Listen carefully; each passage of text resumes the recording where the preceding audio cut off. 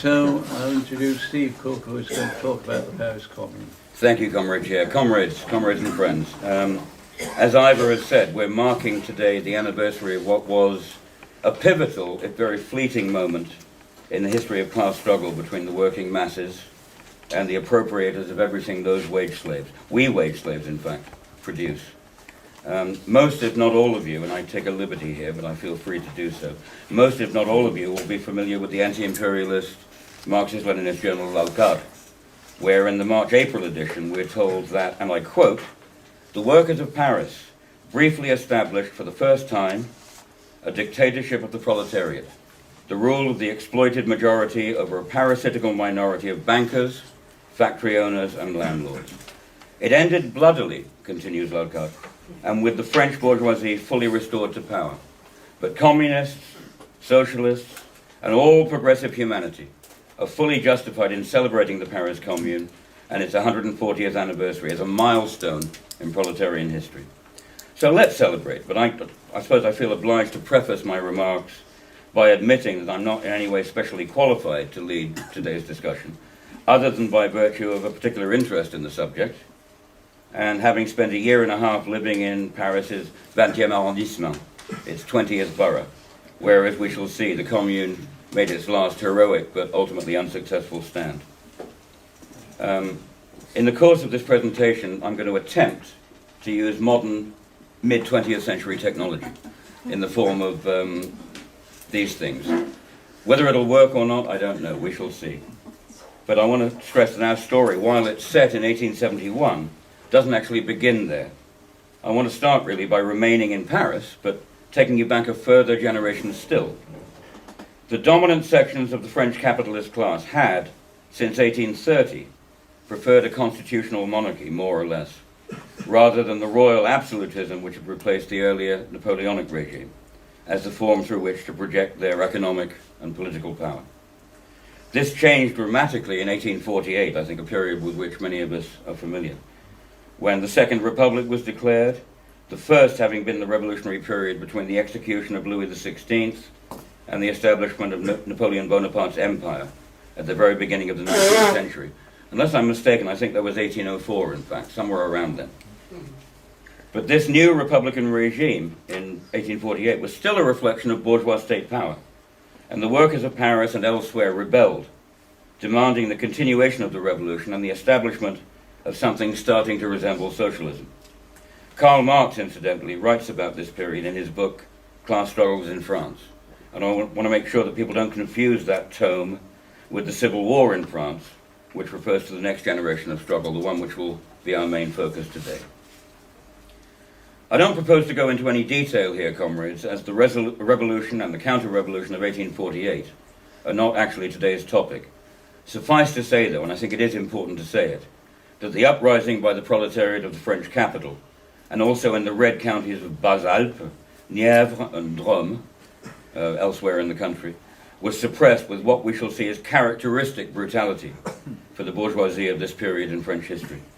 The number of deaths in 1848, both by execution and by extrajudicial murder at the hands of the forces of the state, is still disputed, but it probably stands at between 1,500 and 2,000. We do know for certain that there were 27,000 arrests, 10,000 deportations, mostly to the French Pacific colony of New Caledonia, and 1,500 cases of revolutionary supporters being exiled from France for life. Every novel, every play, every film, indeed every narrative, has to have its heroes and villains. And the same is true in real life, of course. So I'm now going to try, at least, with the use of this modern piece of machinery, to introduce one of the principal bad guys in the drama we're discussing here. Let's give it a shot and see. That's better, yeah. So yeah, here is one of the principal bad guys in the drama that we're about to play out. Anyone want to hazard a guess as to who he is? You did. Joseph knows. Louis Bonaparte. Indeed. Yeah. Later known, of course, as Napoleon III. Nasty piece of work, it looks like, I would have said. All he needs is a top hat, and you can sort of imagine him as the Dick Dastardly character in a Victorian melodrama, twirling those moustaches and chortling with malicious glee as he ties some hapless damsel to the railway track. But it doesn't matter. But in effect, you're quite right. He's a bloke called Louis Napoleon Bonaparte, who became president of the French Second Republic in 1850 after the crushing of the 1848 revolution. And 2 years later, he had himself made Emperor Napoleon III, that is to say in 1852, following, of course, in the footsteps of the original Napoleon, who happened to be his uncle. I suppose that's now, it's time now, I suppose, to refer you in this context to another of Marx's works on France, the 18th Brumaire of Louis Bonaparte, which describes very well, from a class-conscious perspective, of course, this period in French history. Again, it's not our job, really, to delve into this too deeply today, so let's jump forward, if we may, to 1870, with this bloke, Napoleon III, still in office. The self-styled emperor was presiding on the eve of the imperialist stage of capitalism over a grande bourgeoisie, a big bourgeoisie, comprised in pretty much equal measure of factory owners, big urban landlords, bankers, import-export merchants, and rural landowners. Within each of these sectors of the French ruling class, and among them as a whole, there were significant political divisions. Most leading representatives of the bourgeoisie openly supported the new Second Empire, led by our friend here. Others would have preferred a republic, provided that it operated, of course, on their behalf. Still others would have preferred a return to the Bourbon monarchy, again providing that some Louis XIX, as he would have been probably, was completely in the pocket of what was rapidly becoming a monopoly capitalist class. What united the big French capitalists at this moment in time, other than the defense of their profits and of their continuing class rule, was the perceived threat posed by neighboring Prussia, which had been actively organizing for the unity in one giant capitalist state of some 35 semi-feudal principalities, which now make up present-day Germany. We're speaking here, I think, as we've already said, of a period just predating the emergence of imperialism, but rivalries, sometimes bellicose rivalries between capitalist powers, were already a reality. In the case of the French bourgeoisie, the entirely justified fear that a new, bigger neighbor would be able to dislodge it from its preeminent position in the economics and politics of mainland Europe was sufficient to provoke a war. As frequently happens in situations like this, an excuse for military aggression had to be found. In this case, Napoleon's coterie told him that his rapidly declining popularity in France itself could probably be revived by a national act of military bravado. I'm struck here by the parallel with Margaret Thatcher and the Malvinas, but that's another question. 112 years later, it does strike a definite chord, doesn't it? Or Bush. Indeed. In terms of a public justification for conflict, though, Napoleon hit on at least a semi-credible wheeze.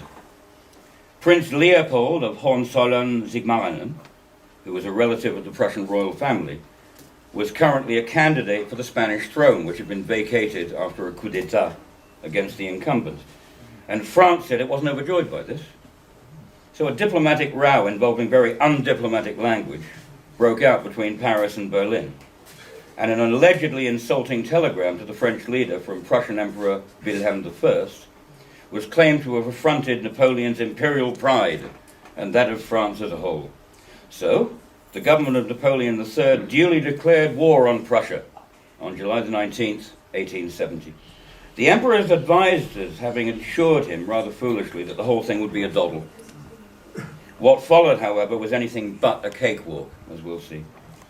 Let's get rid of the emperor, though, for the moment, as the Prussians and their Bavarian allies did in real life in battle very soon, and talk about the ensuing and very short-lived war. So let's get rid of our friend the emperor. And let's put up a map of somewhere not a million miles from here. This is actually a fairly modern map, but in terms of the main communication centers and the main transport links, it hasn't changed a great deal. What happened once war had been declared? Well, let's summarize it as briefly as possible. In short, French mobilization for the war was chaotic at best. And by the time troops had moved east to engage the Prussians, I shall try and emulate troops moving east to engage the Prussians. Here, comrades, is Paris, quite clearly. Okay. The troops moved to the east, primarily, if I can find it, a place called Metz. Have I got Metz? Yeah. And a place called Sedan. Wow! I'm impressed with myself. Very good. It's So like the troops moved GCSE east. geography all over again. You must lend me this thing. I'm actually in the course of being taught how to use PowerPoint, but it'll take a while. So the troops moved east to the border, but by this time, the forces of the Kaiser were already knocking at the door, as it were. I want to refer you, incidentally, on this point, to the semi-fictional account La Débâcle, the debacle in English, written by Émile Zola. Now, Émile Zola was a respected and probably now world-renowned author, but certainly no friend of the French or indeed any other proletariat. His contemporary coverage of the Franco-Prussian War is unsurpassed, very good. But he later defended the liquidation of the Paris Commune. He actually called it a cancer which had to be cut out of French society. So we can see which side he was on. Nonetheless, that notwithstanding, I recommend reading it in terms of the actual conduct of the war. Well worth reading. There was a pitched battle here at Sedan, or Sedan as they call it in English. A pitched battle which didn't go very well for the French, in fact. France's top-ranking general, Marshal Mahon, spelt MacMahon, because he came from Irish roots. And Napoleon III himself were both taken prisoner. MacMahon was wounded, Napoleon III was taken prisoner. And the emperor eventually went into exile here in Britain, in fact, where he was visited on at least one occasion by a very sympathetic Queen Victoria. And again, this is a rumour. There's no proof to this effect, but I've heard it said from in 5 or 6 sources. He's supposed to have shared high-class call girls with the Prince of Wales, the future King Edward VII. Long live the Entente Cordiale, that's what I say. At Metz, this place here, which is a bigger town, at Metz, French troops were caught in a Prussian vice. Something like this. I'm not going to bother with this again. If you can imagine German Prussian troops coming through this way and creating a pincer movement here to cut them off. This is what happened at Metz, a smaller town, or a larger town than Sedan. They were besieged. They weren't going anywhere anytime soon, in other words. Meanwhile, with Prussia, soon to be a united Germany, having routed French forces in this way, a new so-called Government of National Defense was set up under a man called Adolphe Thiers. We're going to see a picture of him in a while.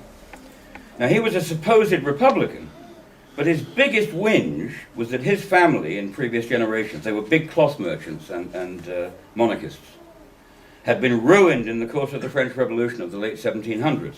He was actually about as much of a Republican as Marie Antoinette had been. I've got my instructions here that I've written to myself. Take off map of France, put up Adolphe Thiers. That with Germany now in effective control of much of the country, the self-appointed French Republican government, which took office on September the 4th, 1870, after a war of just 2.5 months, in fact, sought to reach an accommodation with, that is to say, find a way of collaborating with, the new occupying power. This despite its claim to be organizing a fight back against the victorious Germans. Any suggestion by the Thiers government that it really was continuing to pursue the war lost all credibility completely later on October the 27th of 1870, when the Metz garrison, to which we've referred, it was being besieged, remember, finally called it a day and surrendered. Not yet realizing the leading role that Thiers and his Third Republic were about to play in the attack on the French proletariat, socialists and radicals in London and other big European cities began as early as September the 5th, the day after Thiers took over, the day after he assumed office, to hold demonstrations calling for recognition of the French Republic. Correct in and of itself, but one can always think about these things in hindsight. Karl Marx and the General Council of the First International were actually among those organizing this wave of protest, objectively in support of Thiers.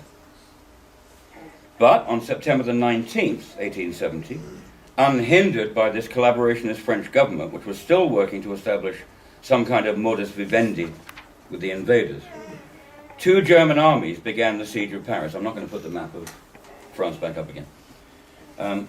But the largely working class occupants of Paris were almost alone in the country in stubbornly refusing to surrender. There were people also in Marseille, in Tours, in Lyon, in some of the other big cities.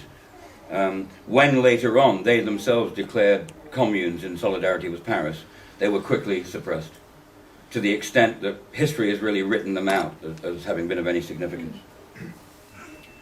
We're still in 1870, of course. We're now on October the 31st, when formal peace negotiations began between Thiers and the German occupation authorities, with whom he'd actually been disingenuously clinking glasses from the outset, as we've seen. He was a thoroughgoing collaborationist. The reaction in Paris was immediate and dramatic. The workers of the capital rose up in revolt, along with much of the part-time army reserve, known as the National Guard. I suppose one could consider them as similar to the territorial army in this country. They seized the Hôtel de Ville, that's to say the city hall, which incidentally had been the focus in earlier times of revolutionary struggle in France for seizure by the working class, by the masses. So symbolically it was important, as well as being a strategically important building. They seized this building, the Hôtel de Ville, and they set up a revolutionary government in the form of the Committee of Public Safety, the Comité de Salut Public. For those of you who are familiar with the history of the Great French Revolution, this is clearly a term harking back to that period, and the leadership body of the French Revolution during much of the revolution. On this momentous day, October the 31st, things could have gone a bit differently, because a motion to shoot any members of the Thiers government the Parisian rebels could get their hands on was only narrowly defeated. Quite a few of the representatives of the French working class who'd seized power thought that him and his mates ought to be, at the very least, strung up on lampposts. Not for us to judge. A day later only, on November the 1st, the Government of National Defense, that's this bloke's mob, violently took back the Hôtel de Ville, re-establishing its domination over the besieged city. The workers had been lulled into a false sense of security by promises from Thiers and from his government that they would negotiate. They had clearly had no intention of doing so, but they moved in the following day, as I've said, and re-established their domination. In the course of this, on November the 1st, a certain rebellious Paris official by the name of Louis-Auguste Blanqui was arrested for treason. Now, we'll hear about Blanqui a little bit later. So it actually is probably time to talk a bit about him before we continue with our sort of more or less chronological narrative. After all, he's the first of the good guys I'm introducing you to, so he deserves a bit of coverage. We've had him, we've had the Emperor. Time to look at the good guys. Here's Blanqui. He'd been at the head, actually, of the previous day's insurrection, where the rebels had grabbed the town hall. And although he was actually to be ultimately elected honorary president of the Commune twice, in absentia, because of course he was under arrest, he would actually remain in prison throughout its 72 days in power and play no part in the struggles surrounding it. But symbolically, he was an important leader for the Commune and its real leadership. He was the son of a high-ranking government official, the sub-prefect, in fact, which is like the deputy provincial governor of Alpes-Maritimes. He possessed unusual physical courage, actually, having taken an active part in successive conspiracies against successive French governments. Since 1827, when he was only 22. He can't be much more than that here in this picture, actually. This is not at all what he looked like at the time of the Commune. He was nicknamed l'enfermé, the imprisoned one, for having spent half of his life in one jail or another. He was a socialist of sorts, but not of the scientific variety. In fact, he often denigrated the role of the working class and that of popular movements, adhering instead to the idea of a small band of self-appointed revolutionaries seizing state power and then exercising it themselves as an elite leadership clique until the proletariat could be educated to the point where they could be trusted to have it turned over to them. Not our view at all. Blanqui once said that the expression violent revolution was a good reflection of his politics, but that violent chimed more readily with him and his supporters than revolution. He was clear on the need for the overthrow of the bourgeoisie, but by a cunningly hidden bomb or two, or 7 or 12, rather than by an insurrection of the proletariat as a whole. Nor was he completely clear on what kind of society should be built afterwards. His politics are possibly best summed up in the phrase, revolution for revolution's sake. But having discussed Blanqui, it might be good before we move on to the crucial year of 1871. Remember, we're still in 1870 at this point. to delineate the other main political tendencies represented in the leadership of the Commune, and indeed within the Parisian mass movement as a whole. There were anarchists, as there always are. There were Jacobins, or Jacobins, more accurately, tracing their ideological heritage from the left of the French Revolution, nearly a century earlier. And there were, of course, scientific socialists identifying themselves with the Marxist wing of the First International. I want to stress here, comrades, however, that the Commune predates the anarcho-Marxist split in the International Working Men's Association, and that in any event, the military necessity of a common defense mostly, not always, but mostly precluded the danger of political differences playing a divisive or disruptive role in what turned out to be the short life of the Commune. First-hand accounts that I've read invariably stressed the fraternal, strategic, tactical, and practical unity which was actually achieved on the ground. There are other leaders I want to mention, 4 more of the good guys, but their time will come in due course. For now, let's return to our main historical narrative, if we may. It's January now, the make-or-break year of 1871, in fact the 22nd of January, and the National Guard has led a huge workers' demonstration in Paris calling for the overthrow of Thiers and the establishment of a commune, a progressive democratic regime led by workers and small independent craftsmen. By order of the Government of National Defense, that's Thiers' lot again, the Breton Regiment, that's from Brittany, defending the Hôtel de Ville, opened fire on the demonstrators. After massacring the unarmed proletarians, Thiers announced that he'd begun preparations to surrender Paris to the Germans. Remember, Paris is still holding out against the surrender of all the other large cities to the Germans, with the collaboration of the Thiers government. Only 6 days later, on January the 28th, the Prussians did indeed enter Paris. But the working class populace, most of the bourgeoisie having already fled the city, and this is important, most of the bourgeoisie having already fled the city, the working class majority only allowed the invaders access to limited areas of the city.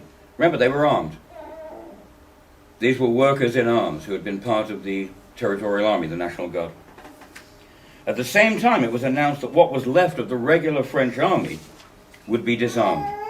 The National Guard, few of whose Paris members had actually seen combat in this Franco-Prussian war we've been talking about. They were kept in reserve in the capital. Few of them would be, they would be permitted in their entirety to keep their weapons. This is crucial. So we now have a situation where the working class majority of Paris are fully armed. Untested, but fully armed, not having had to serve in the Franco-Prussian War, having been kept in reserve.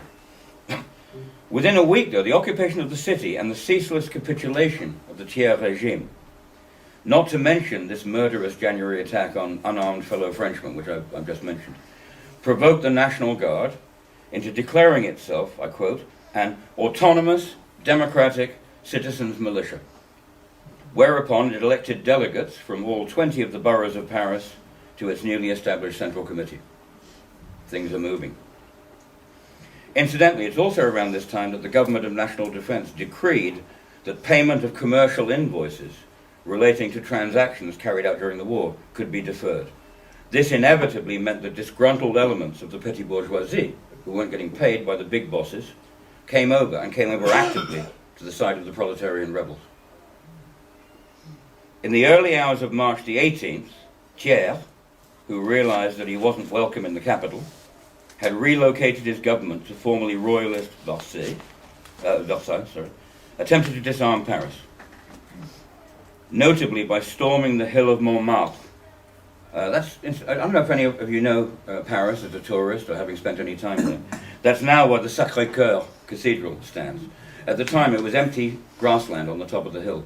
And the Sacré-Cœur Cathedral actually was deliberately erected after the Commune had been defeated, as a symbol of the resurrection of Catholic France over the godless communists of the Commune. But at the time, this is where the main cannon, the main artillery of the Commune were being housed. And there was an attempt, as I say, by Thiers to storm the place and take away the cannon, or at least disable them. In the event, though, sufficient numbers of Thiers' troops, who were, after all, working-class conscripts for the most part, fraternized with, and indeed defected to, the rebel forces. So many so that 2 generals of the government army were summarily shot by their own men. Good lesson to learn from. And here beginneth the lesson, brethren. March 18th is generally seen by Marxists and by bourgeois historians alike as the beginning of what Karl Marx entitled the Civil War in France. This is where it all kicks off in earnest. But it wasn't until the 28th that the Central Committee of the National Guard ceded power to the Commune, elected 2 days earlier.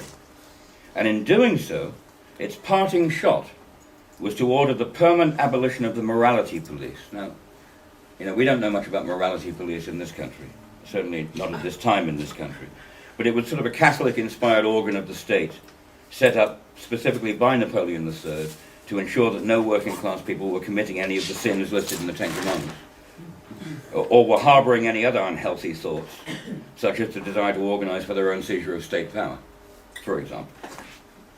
Coincidentally, perhaps, records of the people brought to justice by this worthy body don't show anyone having been arrested from the ranks of either the petty or haute bourgeoisie. It was at this point, by the way, that the bulk of Paris's remaining capitalists decided to take a hike. They weren't sorely missed, it must be said. I suppose at this stage, comrades, I should mention that Karl Marx, writing after the bloody defeat of the Commune, suggested that the handover of power from the National Guard to a purely civilian authority, albeit a democratically elected proletarian one, was premature and helped objectively contribute to the defeat. He saw it as a mistake. As we'll see, it didn't in any way detract from the way in which he viewed the Commune as a whole, which was one of... He described it in glowing terms, as those of us who've read the documentation will know. Marx's other criticisms at the time were that the communards, that is to say the members of the Commune, had not expropriated the Bank of France. They were too timid to actually challenge directly existing property relations. They'd been too passive also, he said, in terms of offensive military action. They allowed the Thiers government 10 months in which to organise a counter-offensive. Why did they do it? Not wanting to be seen as the authors of a civil war. But, as we'll see at the end of this little talk, his overall assessment was a glowing and a very moving one. Right then, we've reached the birth of the Commune itself, whose first symbolic acts were to adopt the red flag of proletarian revolution instead of the bourgeois republican tricolour, and to re-establish the French revolutionary calendar, that is to say Brumaire, etc. Those of us who've studied the French Revolution a little bit will remember that. I think it's time to again consult the latest issue of L'Alcade, and I won't bother with the verbal quotation marks this time. As the author, albeit the anonymous author of the article in question, I can hardly be held up from plagiarizing from myself, can I?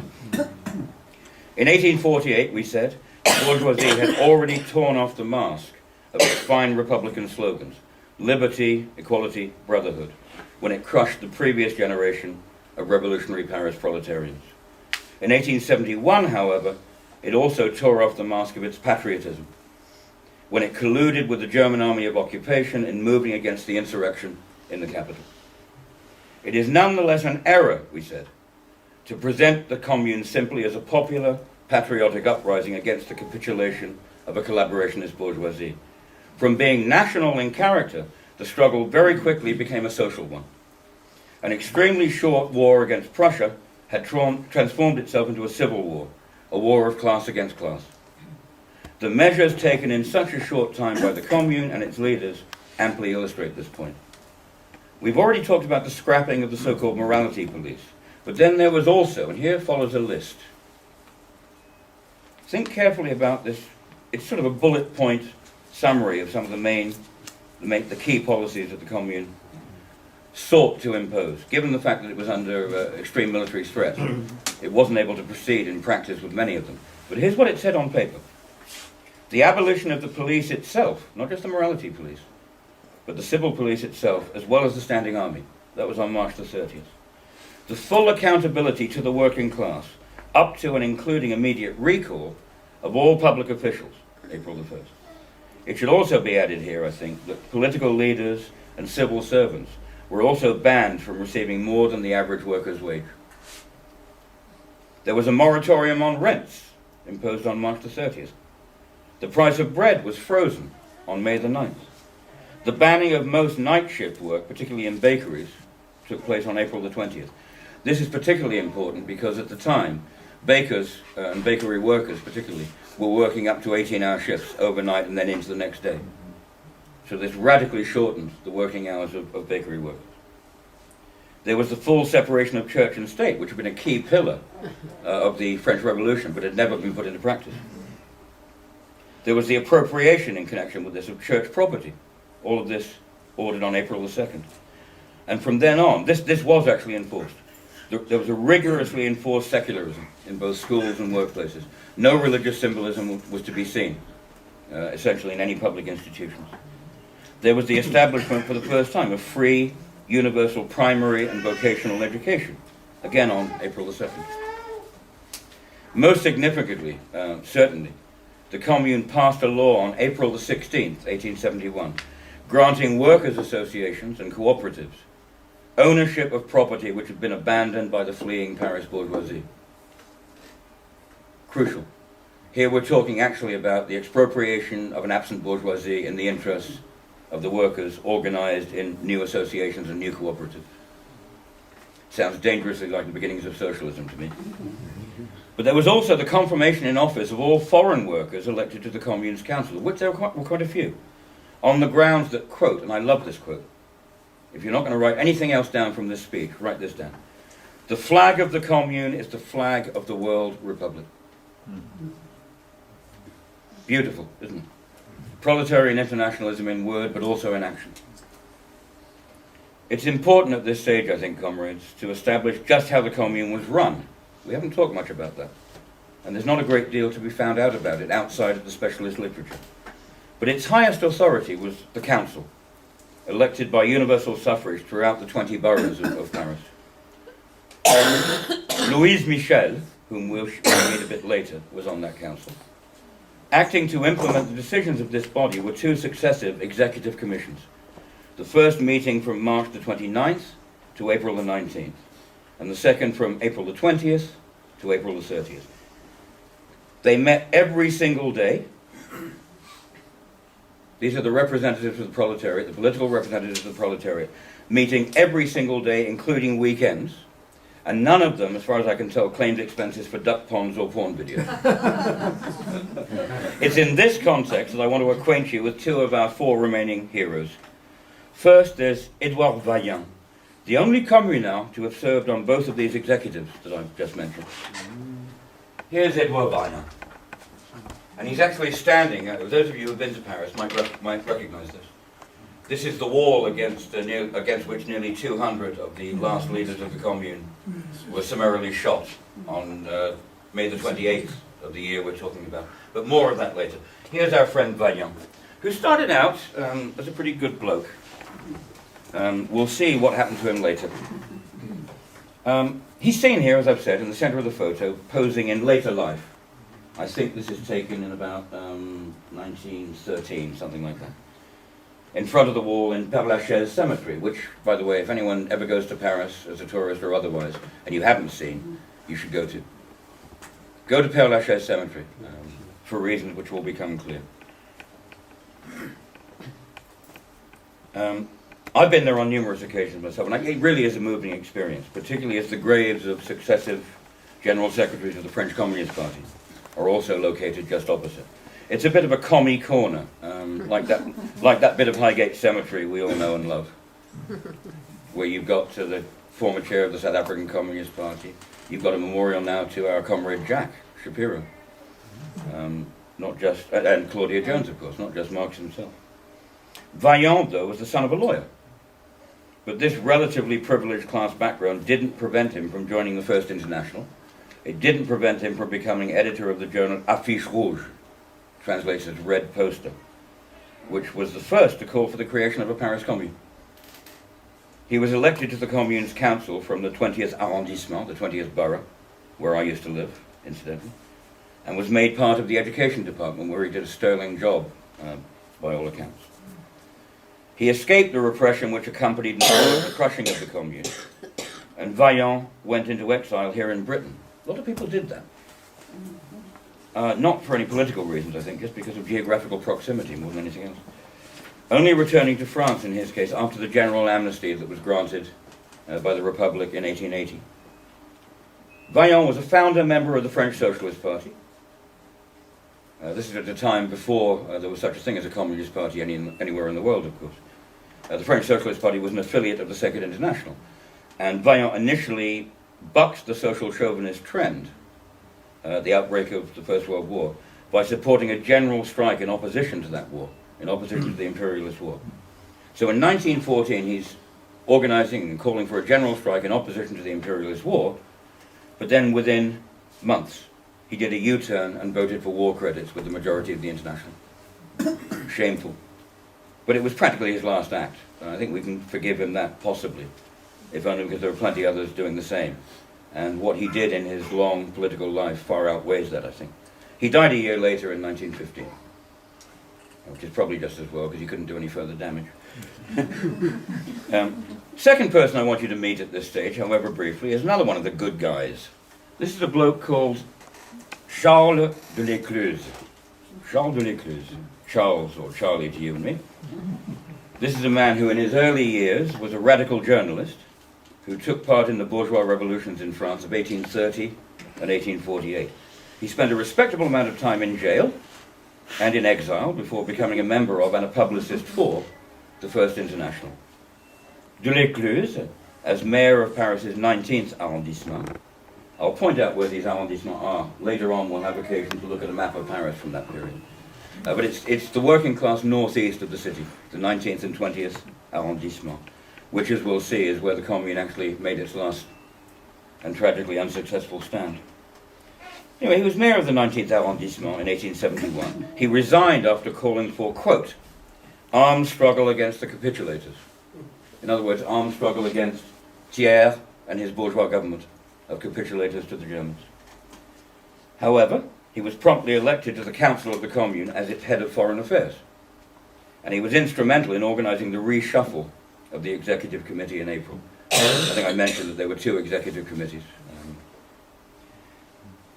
Of all of the main leaders, he was the first to die on the barricades in the last days of the Commune. He actually said, prior to going into battle, I'd rather die than surrender. Definitely one of the good guys. So, comrades, back to our general history. The Commune was declared on March the 28th, and it's now April the 2nd, if you can imagine, the day on which Adolphe Thiers got permission from the Germans for French POWs, prisoners of war, to be released in order to reinforce the existing Versailles army. Remember, the bourgeois government, the bourgeois Republican government, has fled to Versailles because it can no longer govern in Paris. And here on after, the anti-communal forces are referred to as the Versaillais, those of Versailles, I suppose. He was now, that is to say Thiers, was now also allowed to borrow German artillery for use against insurgent Paris.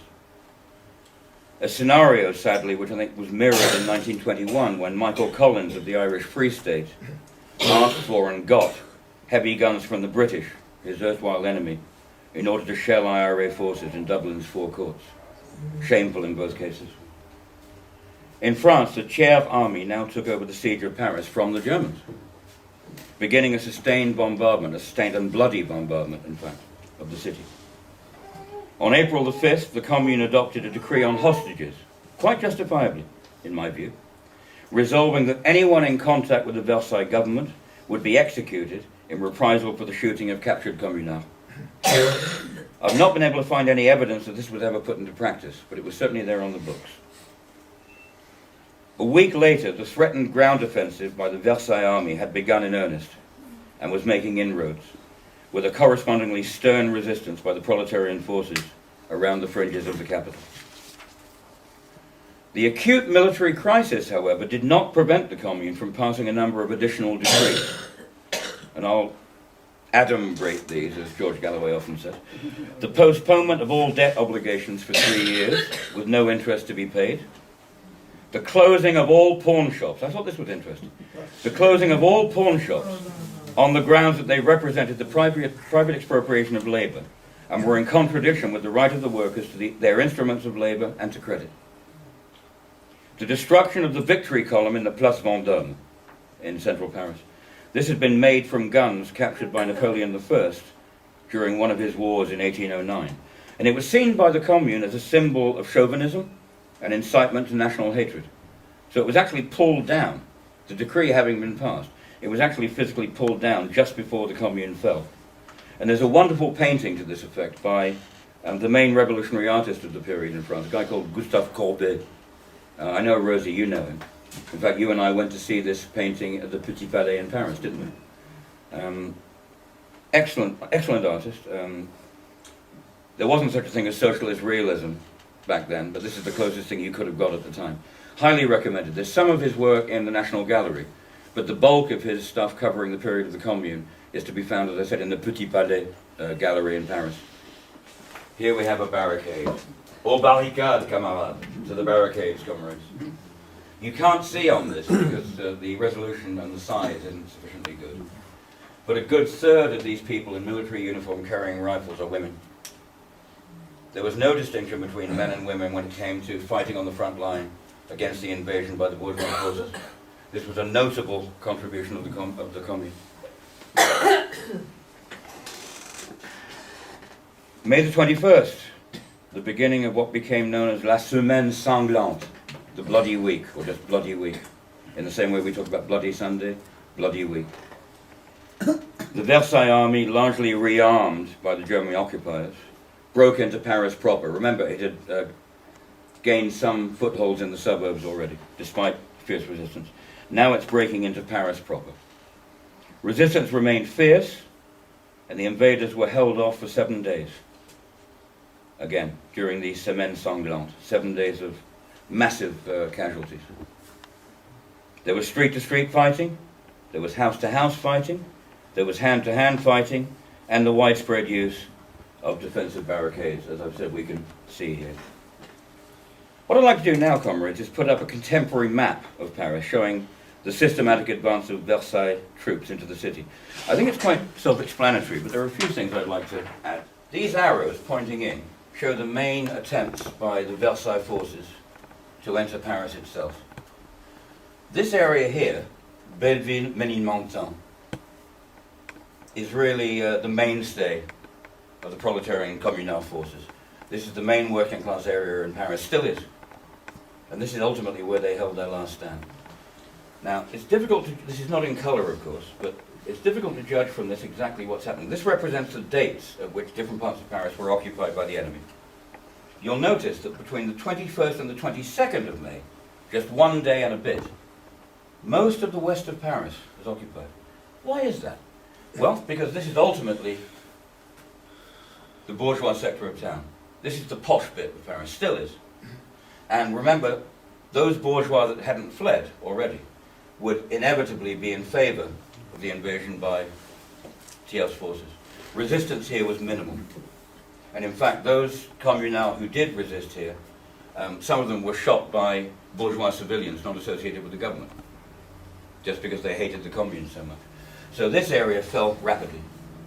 Then when you move further east into the more working class areas, another day you've got this area here, which is sort of half, it still is, half and half in terms of its class composition. There was a stiffer resistance here. So you can see a smaller area was taken in the same period of time on the following day. The 25th to the 26th of May, this area here, which actually at the time was very sparsely populated. There was stiff resistance, but because it was sparsely populated, the communards found themselves outnumbered and overrun quite quickly. This is the bit where the figures speak for themselves. The 27th to the 28th, there was actually about 49, 50 hours of fighting rather than the 30 or so that took place over a period of 1 day, or 2 days earlier. This is where the last stand took place, an area I know well, even now, and which for all its revisionism still remains in the hands of the French Communist Party, almost to a man and woman. The current composition, I think, of the local borough council for this area, the 20th arrondissement, they've got 40 seats, I think, and I think 38 of them are communist, and 2 of them are independent socialists. So if you're a Tory there, or even Labour there, the equivalent thereof. You don't really stand a chance electorally. So, we've had an epic week-long battle. Sadly, the Commune fell on its 72nd day, when its last barricades were overwhelmed in the 20th arrondissement, and I've said, at Belleville and Ménilmontant, in the northeast of Paris. This is the sad bit, comrades. I take down the map of Paris. This is the wall against which the last 175 or so leading survivors of the Commune were summarily executed. It's still there. It's called Le Mur des Fédérés, the Wall of the Federated Ones. Why federated? Why not communal? Well, there were various takes on what the Commune represented during its lifetime, as we know.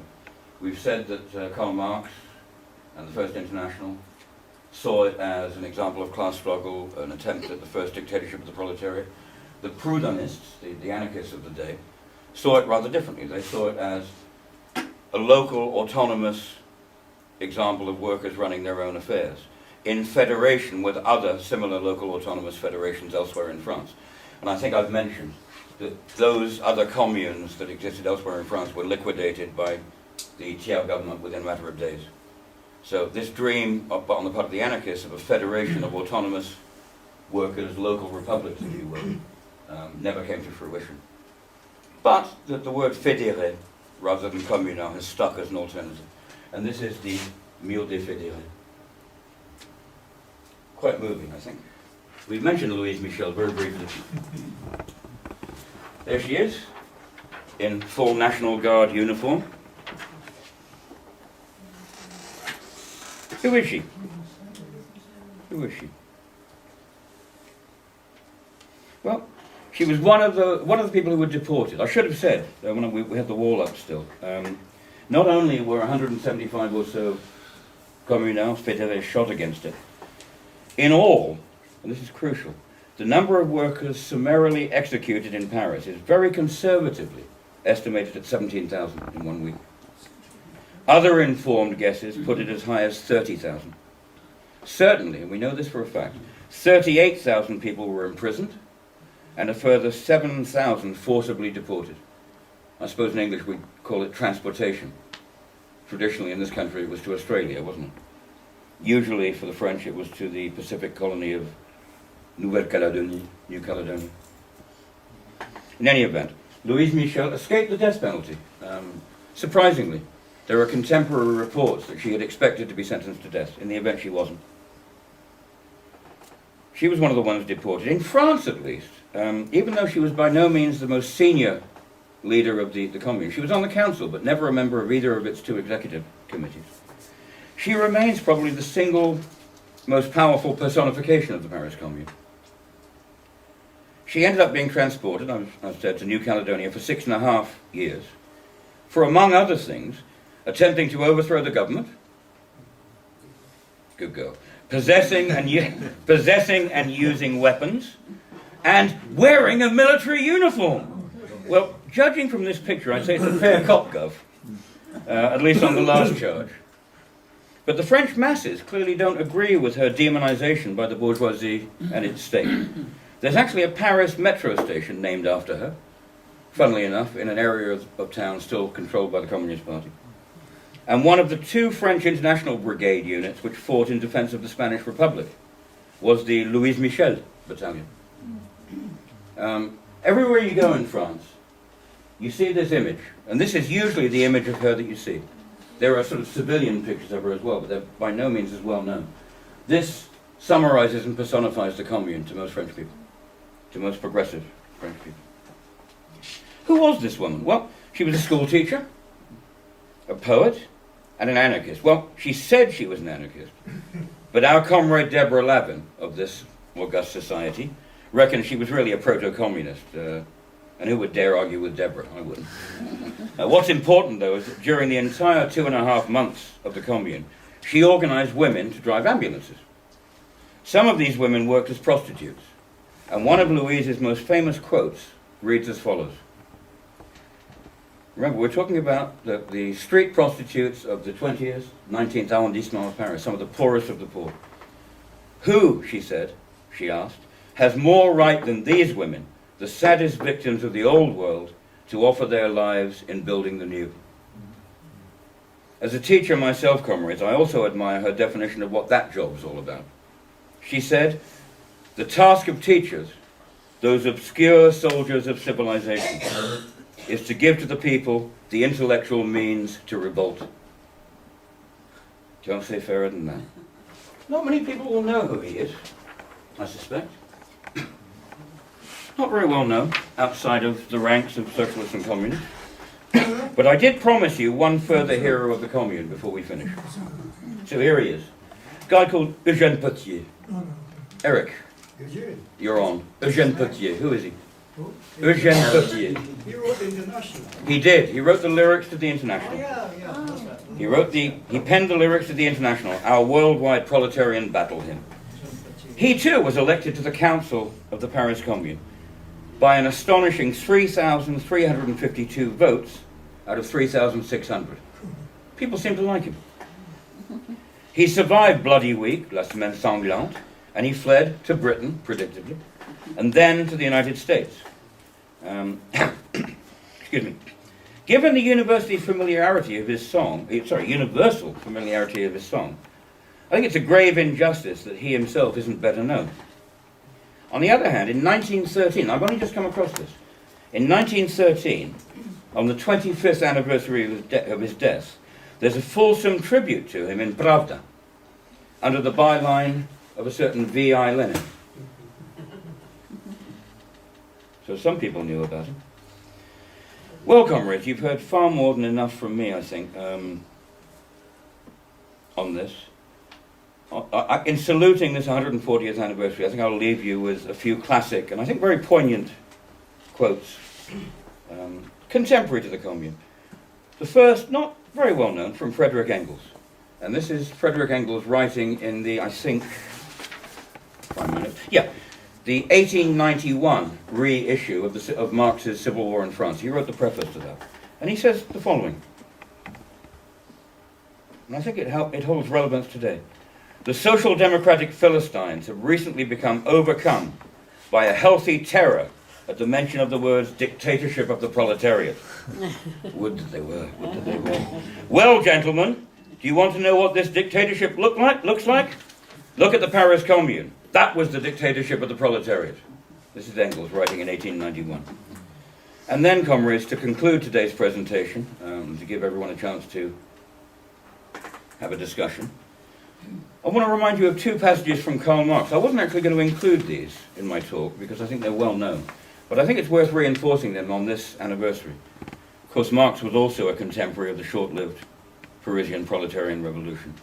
I'm unashamedly going to take you back to Lalkart, where our article actually quotes what I wanted to quote you, and it's easier to find than rummaging through the various pages of Civil War in France. This is from Marx, The Civil War in France, written in the immediate aftermath of the defeat of the Commune. He said, "Working men's Paris, with its Commune, will forever be celebrated as the harbinger of a new society.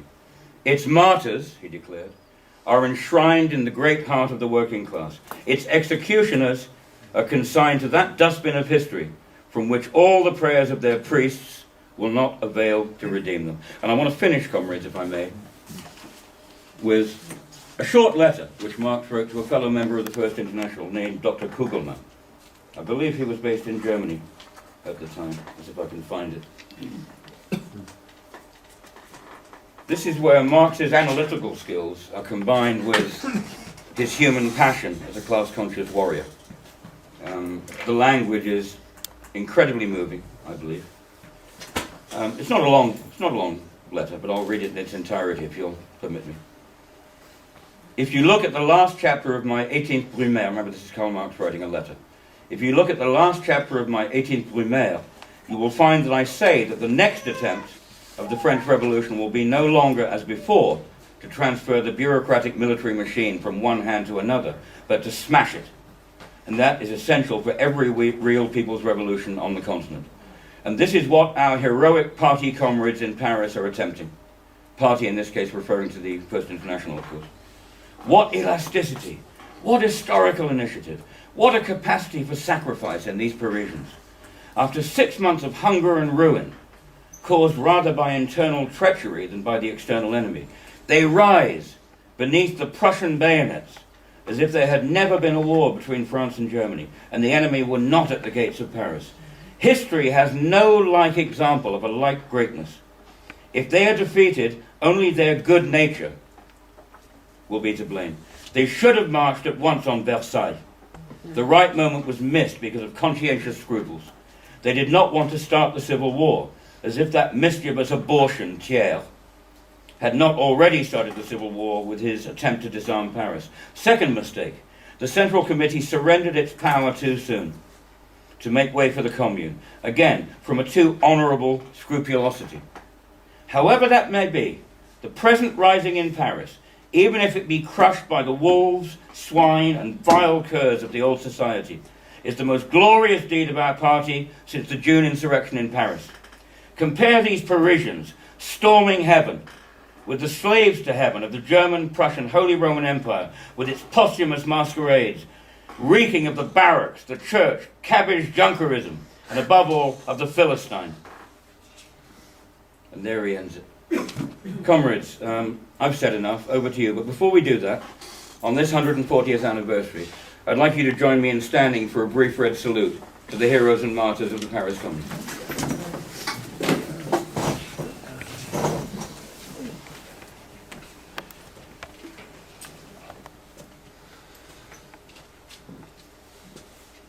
La Commune n'est pas morte! The Commune is not dead!